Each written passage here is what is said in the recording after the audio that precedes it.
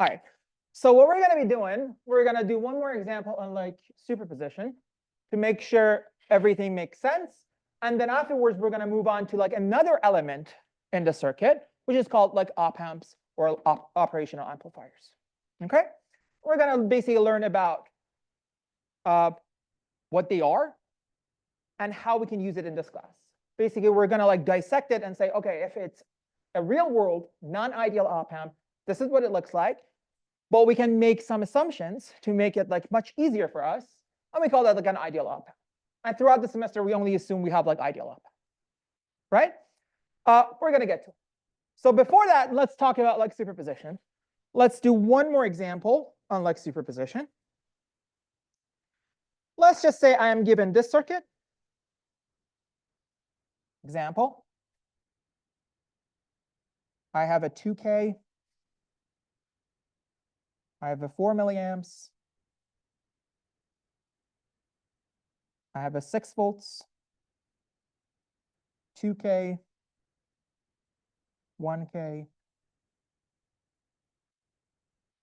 a 12 volts, 1K, another 1K down here. And let's just say we want to find like V out. And we want to use superposition. Right? If you guys recall, the idea of a superposition was very easy. We just needed to check the circuit to make sure it is linear. And as soon as we have like a linear circuit with more than one independent source, we found the contribution of every single source separately. And then we add them all up. And that would basically give us whatever that we're looking for. And to find the contribution of every single node, we needed to keep that one source and zero out the rest of them. Right? So the idea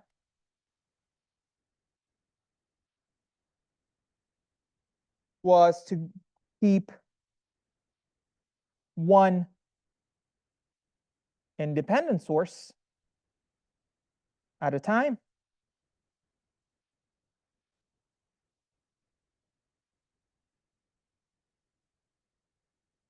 And eliminate the rest of independent sources. How did we eliminate? We zero them out, right? If we had a voltage source,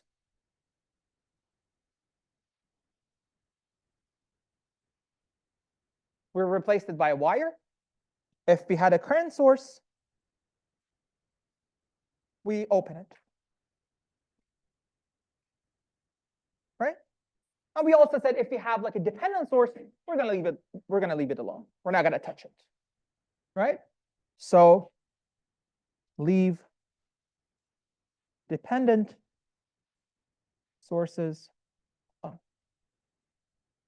Right? So in this circuit, I have 3 independent sources. So I need to find contribution of every single one of them and then add them all up to get like V out with their sign. Right? So let's start by like 6 volts. Let's find contribution of 6 volts independent voltage source.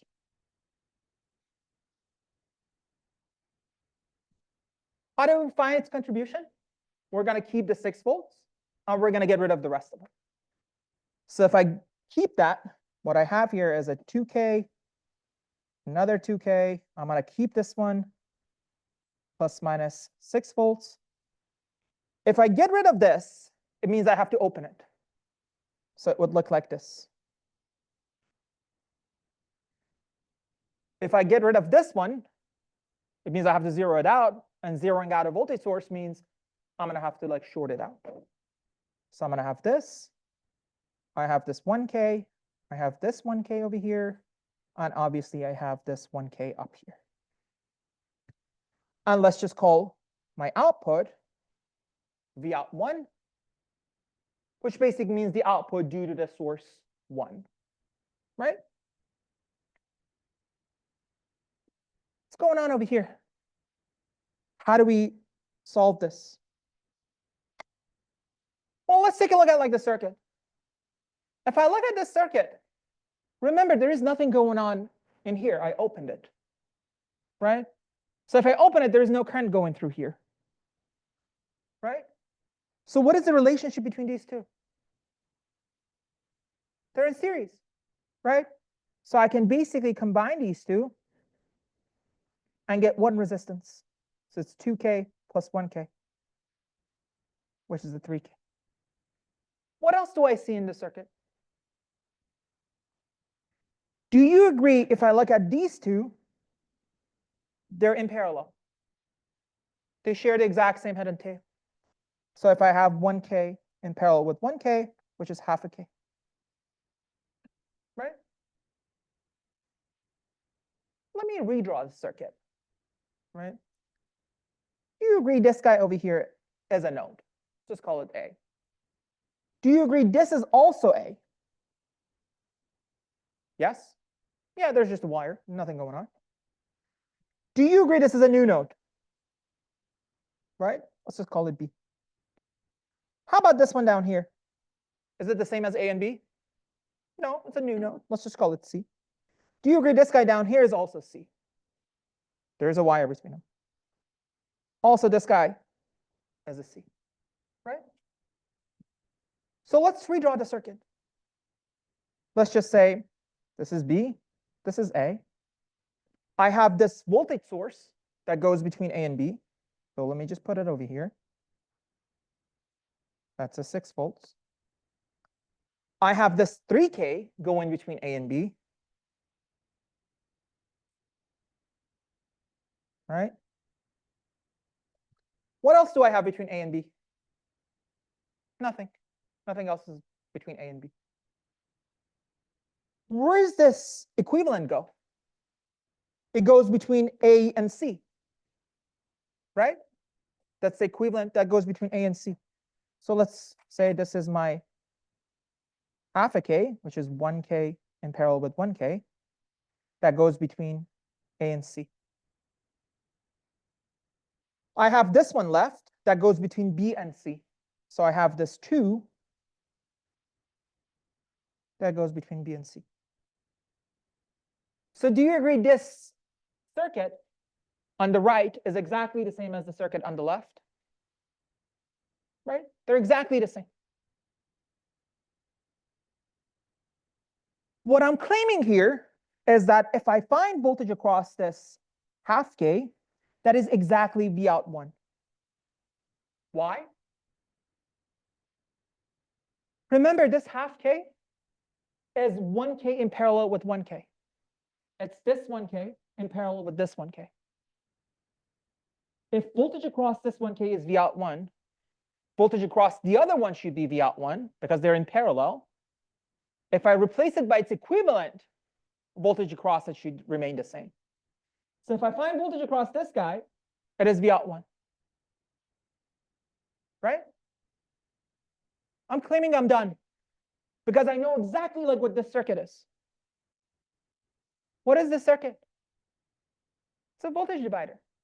What it tells me is that if I look at from A to B, voltage across AB is 6 volts. Well, negative 6 volts. Therefore, I can find voltage across each of these things because I have these two in series. So I have a voltage divider. So what is V out 1? Again, it's a voltage divider, which tells me it is half K divided by half K plus 1K times. What's the value of the source? Is it 6? It's negative 6, right? So it's negative 6, right? So I can simplify it, and it's basically minus 6 over 5 volts, right? Let's just say I don't remember voltage divider, right? If I don't know voltage divider, if I don't remember it, what can I do? I can write a KVL, right? So let's just write a KVL. So this is a second way of computing V out 1.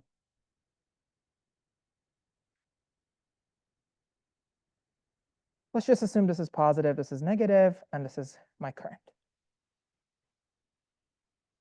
Let's just call the current I. What do I have? I have half k times I plus 2k times I plus 6 equals 0. Right? It's the KVL in that. Therefore, I is minus 6 divided by 2k plus half k. So it's 2.5k. Right? If I want to find V out, what is V out 1? I have Ohm's law. Right? So I have Ohm's law. I know it's the value of the resistance, which is half k times I, which is half k times minus 6 divided by 2.5k, which is again minus 6 over 5 volts. Right? So both ways give us like the same answer. What is the next step? Find a contribution of the other source. Let's find the contribution of this 12. So contribution of the 12 volts source. Again, the way it works is that I'm going to have to keep this and get rid of the rest of them. Right? So if I get rid of this one, I have to replace it by a wire. If I get rid of this one, I have to open it. Right? So let me redraw the circuit. The circuit would be this 2k, this other 2k, this 6 volts becomes a wire. I have a 1k, I have another 1k, and then I have this 1k over here. And let's call voltage across this V out. Right? This is how I find contribution of the second source. Sorry, we did not keep this one. We got to keep this one, right?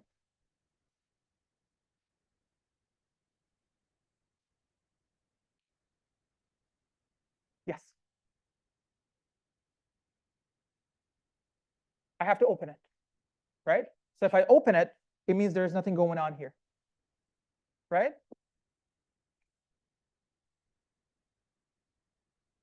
This circuit is exactly like the one that we just solved, right? It's exactly like that.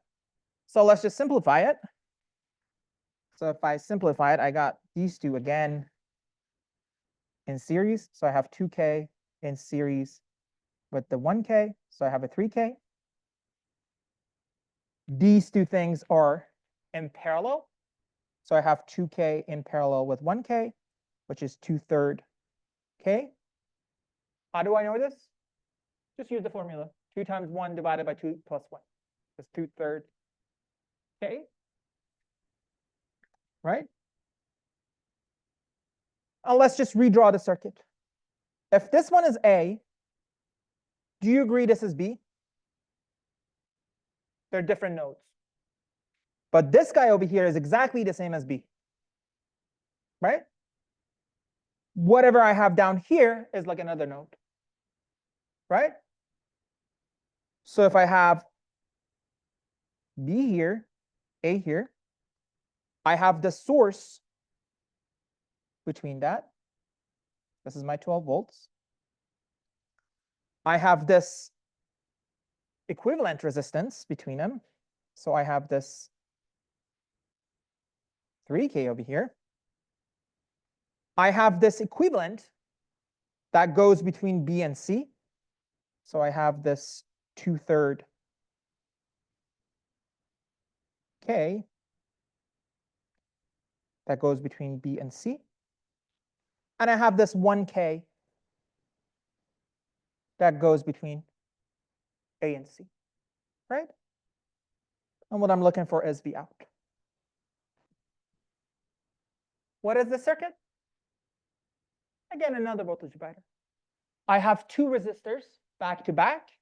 I know voltage across them, so I can find voltage across the individuals, right? What is V out to? So it is 1K divided by 1K plus 2/3 K. What is the voltage this time? Is it 12 or negative 12? It is 12, right? Because of the polarity, right? If I do that, it turns out this is 36/5 volts, right?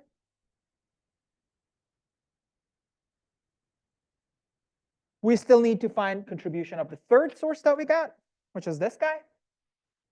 So to do that, we're going to keep the current source and we're going to get rid of the rest of them. To get rid of the rest of them, since both are voltage sources, we need to short them out. So let me write it over here. Contribution of 4 milliamps current source. This is my circuit. So I have this 2K. I have this 6 volt that becomes just a wire. I have this 4 milliamps. I have another wire. And then I have 1K, 1K, and 2K. And this is V out.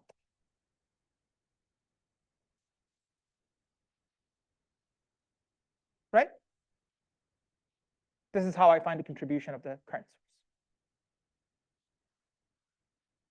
Looking at the circuit, I know exactly like what V03 is without even solving for anything. What is it?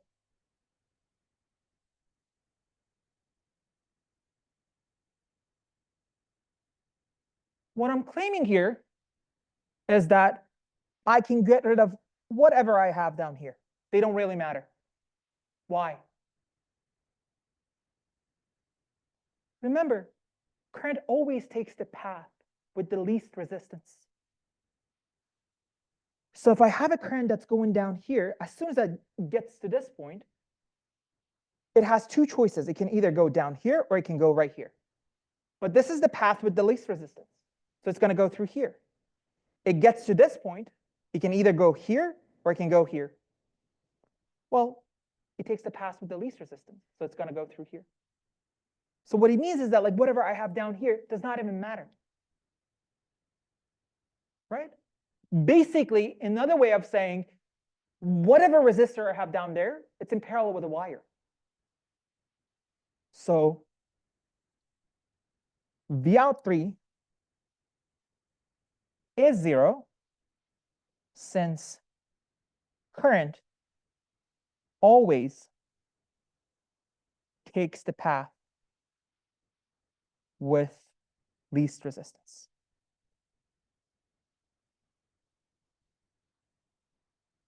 Right? Now I found contribution of first one, second one, and third source. So I have Vout equals Vout1 plus Vout2 plus Vout3. We computed Vout1 to be minus 6/5. So minus 6/5. Contribute of like the second one was 36/5. And the last one is 0. This is 30/5, which is 6 volts. Right? So the bottom line here is, if I want to do superposition, all I got to do is to find the contribution of one source at a time. And by that, I mean I have to get rid of the rest of them. And to get rid of them, it means if I have a current source, I have to open it. If I have a voltage source, I have to short it out. As soon as I see a dependent source, I leave it alone. I cannot touch it. right? And the rest is just like my favorite method to solve the circuit. Over here, I use like, current divider, voltage divider, and all those concepts. You can do like node analysis. You can do like whatever method you like, right? Any question on this? Any question? Is that clear how it goes? Yeah? Now we got that out of the way. Let's talk about op-amps. So operational amplifiers, or for short, op-amps. So far what we learned is that like if you have like a resistance, we know the relationship between like input and output, basically the relationship between like V and I, and that was basically Ohm's law. That was like one element that we learned about, right?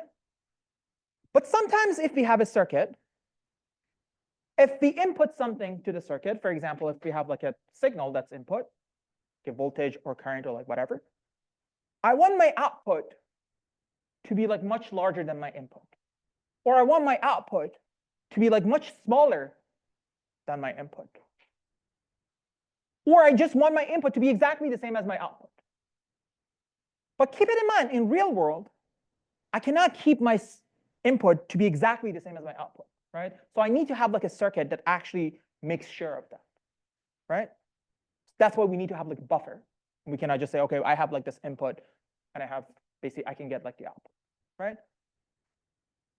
If I want to have such an element, if I want to have like such a device, that element is called an op-amp. Basically, as the name suggests, it basically kind of amplifies your input, right? This amplification could be, make it like larger or like smaller, right? But that's basically like what it does. So in a nutshell, op-amps are elements in a circuit that amplifies, making it bigger,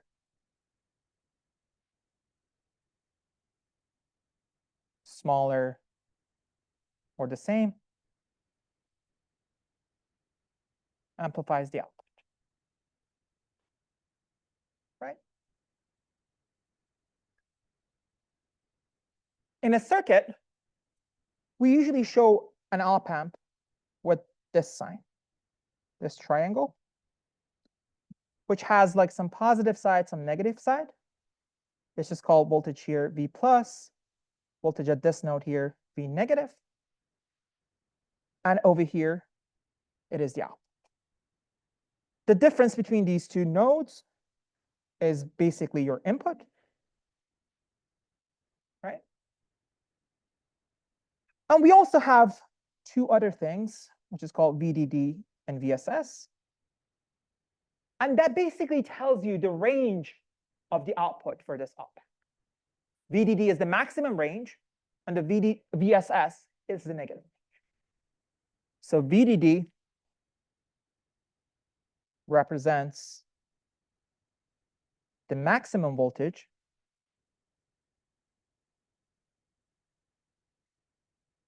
that this op-amp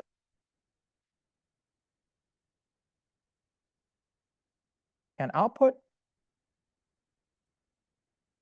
VSS represents the minimum value. And the way it works is that like if I fall into this range between like VSS and VDD, then I have like my input signal amplified. But if I fall out of this, it either like shoots it back down to like VDD or shoots it back up to like VSS. So it makes sure it's between like these two ranges, right? But as soon as like my output falls out of that, let's just say it's more than like VDD, it shoots it back down to like VDD. And if it's like less than VSS, it basically bumps it up to like VSS, right? For the simplicity, oftentimes people assume VDD is the negative of VSS, right? Basically the range is like, for example, between like -50 to 50, right? So assumption VDD is negative of VSS, right? The positive node, the positive terminal here, it's called non-inverting terminal.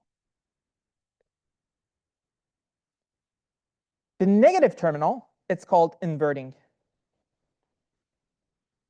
terminal. We're going to do a few examples, and these definitions would be like completely clear why they're called like negative, like inverting and non-inverting like terminals. But for now, let's just take it as a terminology. Okay.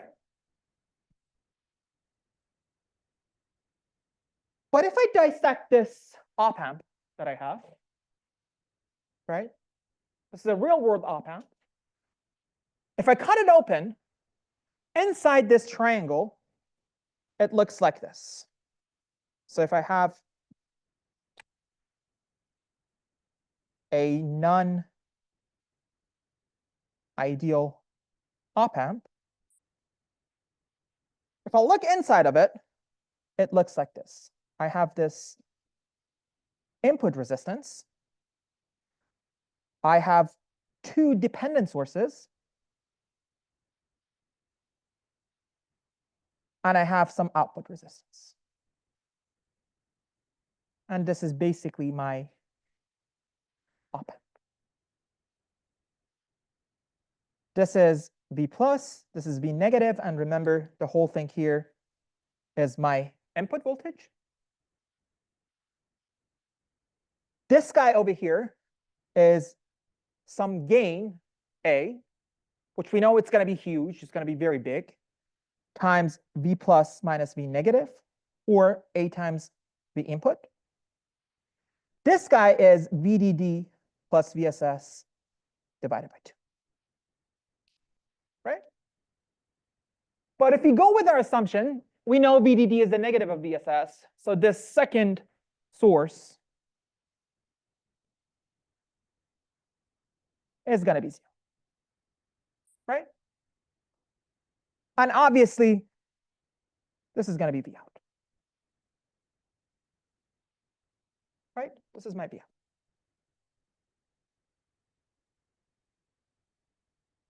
If you look at this, this is quite complicated. It has a lot of like dependent sources. It has a lot of like resistors. So let's for a second think about this and try to make it a little like easier for us. What happens if I assume, so these are my assumptions. What happens if I assume the input resistance approaches infinity? What happens? If this resistance is infinity, what is the current through it? 0. It's like pretty huge, doesn't let any current go through. If there is no current going through it, what is that? It becomes open. Right? What happens if I assume that output resistance is 0? What happens? That becomes a wire. Right? And in the real world op amp, I said that A must be pretty huge. And it is. In a real world op amp, that A is like 10 to the power of 5, 10 to the power of 6. So it's pretty big. But to make our computations easier, what if we assume that A goes to infinity? Instead of assuming like it is pretty big, let's just assume it's infinity. So these are basically like assumptions that we're making. Our in goes to infinity, our out is 0, and A goes to infinity. If I make these assumptions, this non-ideal op amp becomes this guy. I have this V plus, I have this V negative. Over here, it's going to be open. I only have this guy over here, which is A V plus minus V negative, right? And if I look at V out, I know exactly like what this V out is. V out is A times V plus minus V negative, right? And obviously we have like this VDD and VSS, right? This is called an ideal op-amp.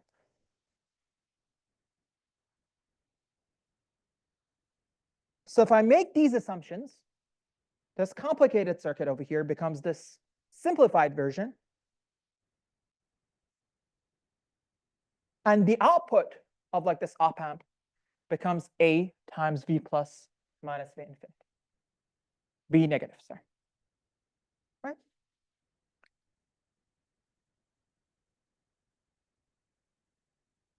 Right?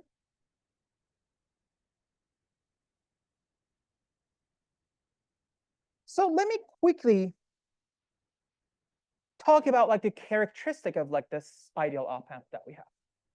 Right?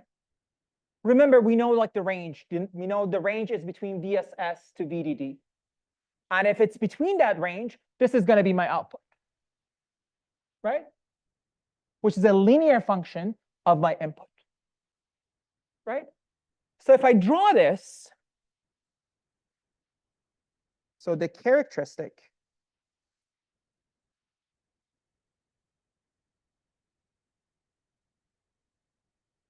of an ideal op-amp, basically it looks like this. This is my V input, this is my V output.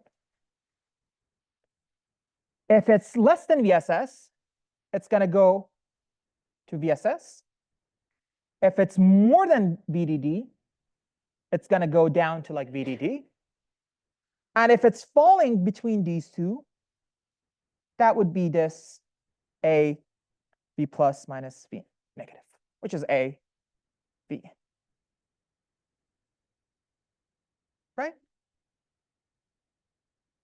So that's basically the characteristic of like this ideal op-amp that we have. But remember, what did we assume? We assumed A goes to infinity. If A goes to infinity, A times V plus minus V negative, it's always out of this range. Right? Because this A is like huge. It's always out of this range. Unless I want to use like this op-amp as like something to compare between like VDD or like VSS to just say if it's like high or low. This is not much of a use. This is kind of like overkill, right? Because we're building like a new element to just compare like two things. It's just an overkill. So the question is, how can I make this thing finite? How can I make sure this A times V plus minus V negative is within the range? So the question here is how to make A times V plus minus V negative finite. Remember, A goes to infinity. If A goes to infinity, how can I make this guy finite? The only time that this multiplication is finite is when V plus minus V negative is 0. And that becomes ambiguous, so you need to like, try to like solve what that number represents. Right? Besides that, if V plus minus V negative is any number, let's just say 5 times infinity, that thing is infinity. And depending on A, you either at like VSS or like VDD. If A is positive, you're going to go to like VDD. If A is negative, you're going to go to like VSS. So the only time that I can make sure this is finite is when V plus minus V negative is 0. Right? So this basically tells us that we have to have V plus minus V negative 0. Which means V plus should be the same as V negative. Right? This thing right here is called virtual ground. Again, it's not the ground because it's not zero. But since the difference between V plus and V negative is zero, we call it virtual ground. Right? Right? But here's the thing.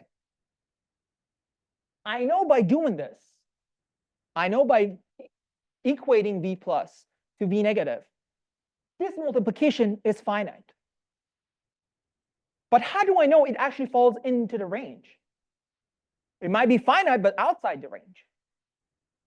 How can I make sure it is actually within the range? Well, the idea is that it is not possible if it is only possible if I have like a negative feedback. And by that, I mean, if I have some sort of like feedback from the output into my inverting terminal. And by doing that, I make sure it regulates it. If it falls out of that range, it goes back to the circuit and it makes sure it is within the range. So to make sure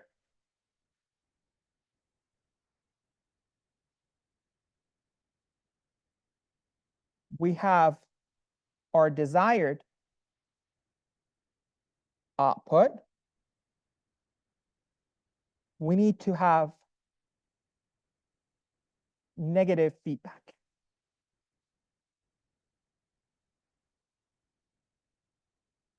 Right? And by that, it means like if I have like this op amp, my output over here got to go back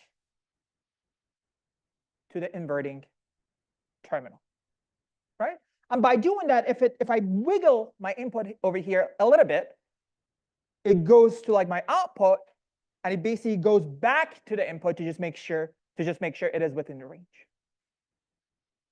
So to be able to use that V plus equals V negative, I have to make sure that my circuit, my op amp, is negative feedback.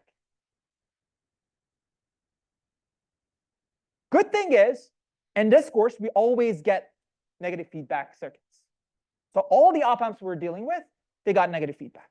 So we don't really have to worry about it. All we need to do is to just make sure that the op amp is ideal. And if it's ideal, I know exactly like what's happening. Let me just summarize. So summary of what we learned.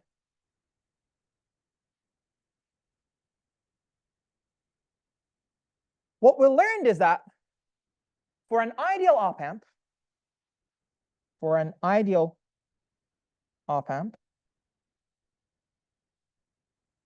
we had three assumptions. The first assumption was our input should go to infinity. Right?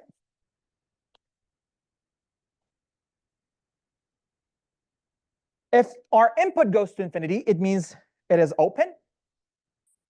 What else do we know? If I call I through this positive side, I plus, I through this negative side, I negative, what is the value for? It should be 0 because it's open. There's nothing flowing here. Right? So this basically tells me I plus should be the exact same as I negative, and that should be 0. Another assumption that we have is our output is 0.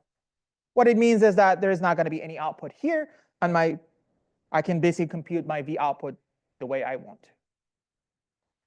The third assumption was A must go to infinity, which basically led us to V plus is the exact same as V negative. We're assuming we have like a negative feedback. Right? Keep that in mind. As soon as we have like an ideal op amp, I plus is the same as I negative, and that's 0. And V plus is exactly the same as V negative, but it might not be 0. It could be, but there's a possibility that it's not.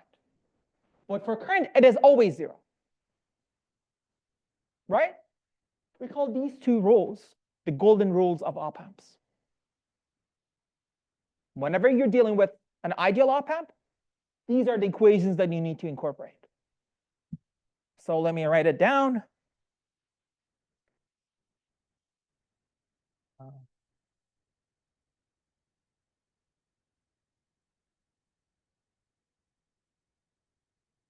Golden rules of an ideal op amp. Rule number 1, I plus is the same as I negative, and that's 0. Rule number 2, V plus is exactly the same as V negative. I sometimes put like these signs, plus or minus, on the top or bottom. They're exactly the same. We know like the rules though. Current must be 0. Voltage must be the same at the terminals. Right? What happens if my op amp is not ideal? Obviously, we cannot use these. If any of those 3 assumptions, any of them, is violated, then I cannot use these 2 golden rules. What I have to do is to solve a circuit is to go back to the definition, to go back to the original circuit, which is this guy, replace my op amp by this guy, and try to solve it. Right? But if I have an op amp that's ideal, I don't even have to worry about it. These are the rules that we're going to use. Okay? Let's do a quick example. Example. This is called inverting amplifier.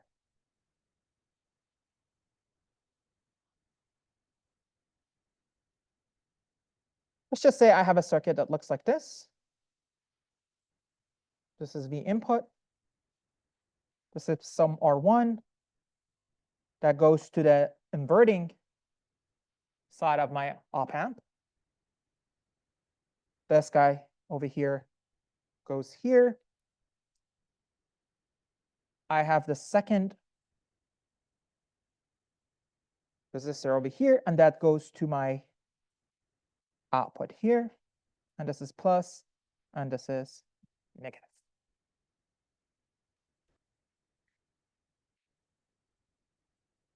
First of all, let me explain to you what this circuit actually means. Okay. What it means is that all these things are connected to the ground. So instead of writing it as this, right, to make the circuit look nicer, because we're pros, right, we're going to write them in 3 different grounds, but they all are the same, right? So that's basically what it is. And if I want to compute V out, I am computing the voltage at this node with respect to the same ground. So I have to find this node voltage, right? That's basically what the circuit means. So this guy is the exact same as this little triangle. It means it's a ground. And we know what ground means. It means voltage at that point is 0, right? And that's what our reference, right? Besides that, everything else is clear. It's just a circuit with an op amp in it. Very, very first thing that we need to apply is the golden rule. What does it tell me? The first golden rule tells me if I look at V negative, that should be the exact same as V positive. Right? That's my golden rule. I'm going to write it. Golden rules. 1, V minus is exact same as V plus. But what is V plus? It's 0. It's connected to the ground. There is no voltage drop across this. So whatever voltage I have here is exact same as voltage here. And we assume the ground has a voltage 0. So V plus is 0. Again, this is not a part of our golden rule, This is implied by the circuit, right? What is the second rule? If I call this I that's going through here I negative, I that's going through here I positive, second rule tells me I negative is the exact same as I positive, and that's here. Right? Very simple. What is voltage here at this node? What is it? If I call this V, V minus 0 must be Vn. Therefore, this voltage over here is Vn. Right? So if I want to compute voltage across this R1, what is it? It's Vn minus V negative. Right? So what is current through R1 then? Let's just call this I of R1. What is I of R1? It's voltage across it divided by the value of the resistance. Right? So we have Ohm's law. So it is Vn minus V negative divided by R1. What is V negative? We just computed it. It's 0. Therefore, this guy is Vn divided by R1. Right? You with me? Let's find current through R2. Do you agree current through R2 is exactly the same as current through R1? Let's see why. This is current through R1, right? It gets to this node. Some of them is going to go through here, and some of them is going to go through here. But since this guy is 0, it means like nothing is actually going through here. So whatever current I have here is just going to flow through here. Right? One more time. I have this I of R1 that's going into this node. Right? I have some of them that's going here, some of them that's going here. But I just calculated that this current is 0, which means there is no leakage here. If there is no leakage here, whatever current I have here is just going to flow through here. So I know I through R2 is exactly the same as I through R1. Right? Is that clear to everybody? Yes? Guys over here, is that clear why I through R1 is the same as I through R2? Now I know I through R2. Let's find voltage across R2. Do you agree voltage across R2 is the value of R2 times current through it? Do you agree with that? That's Ohm's law. We know that. But what is I of R2? That's this guy that we just found it. So I have R2 over R1 times Vn, which is V of R2. But let's look at this circuit a little more carefully. What is V of R2? V of R2 is V negative minus V out. Right? It's basically like the difference between nodes. So that is V negative minus V out. What is V negative? Again, we just computed it. We know that's 0. Therefore, what is V out? V out is negative R2 over R1 times Vn. Oftentimes, when we're dealing with op amps, we really don't care about the output. What we care about is the ratio between the output and input. So I can compute it. I can compute V out to Vn. V out to Vn, that's minus R2 divided by R1.